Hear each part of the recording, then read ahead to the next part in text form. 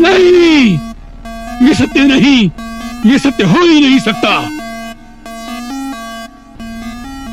हम कैसे मान लें कि जिसका सामना इंद्र जैसे देवता भी नहीं कर सकते, जिसके भय से पृथ्वी, आकाश, पाताल तीनों लोग कांपते हैं, जो रावण से भी अधिक शूरवीर और यम से भी बढ़कर पराक्रमी है, उस इंद्रजीत को वन में भटकते हुए एक साधारण से नर कुमार ने न केवल पराजित किया है, वरन उनके प्राणों का अंत भी किया है।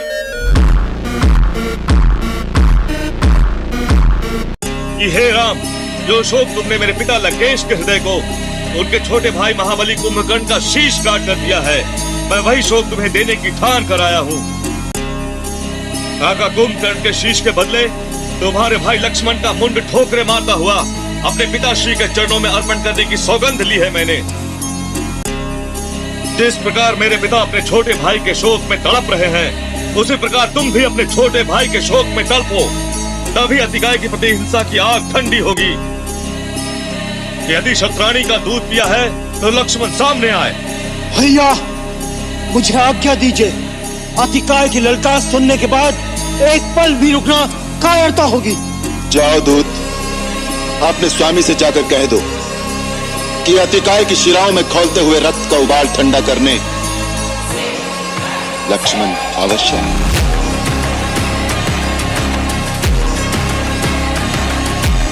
दानवेश्वर, लगता है आप हमारी मान्यता को मिटाने की ठान कर आए हैं। जिस अखिलेश्वर का अवतार मान आप हमें उसके सन्मुख झुकाने आए हैं, स्वयं उस साक्षात वैकुंठेश्वर विष्णु के सामने भी हम नहीं झुके। उसके सुदर्शन चक्र का प्रहार हमें तिल भर भी झुका नहीं सका, तो उसका अवतार हमारे लिए किस गिनती में है। ये न भूलिएगा दानवराज कि लंकेश दशानन का शीश कट सकता है, झुक नहीं सकता, और दशानन का शीश झुकाने वाला पृथ्वी पर भी पैदा नहीं हुआ।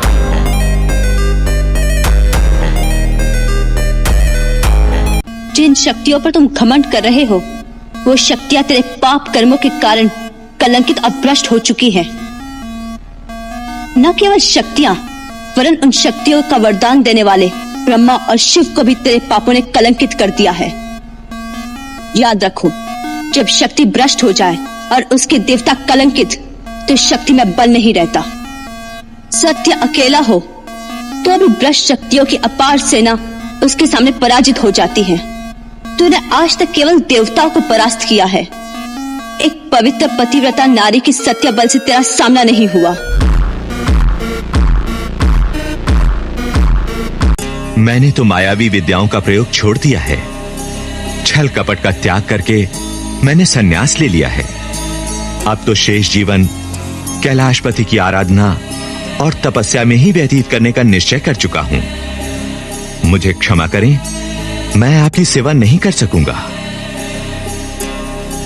मारीच, राजा जब प्रार्थना करता है उसका अर्थ है वो आज्ञा दे रहा है। उसकी प्रार्थना स्वीकार न करने का अर्थ है राजा की अवज्ञा, और रावण की अवज्ञा का परिणाम तुम जानते ही होगे।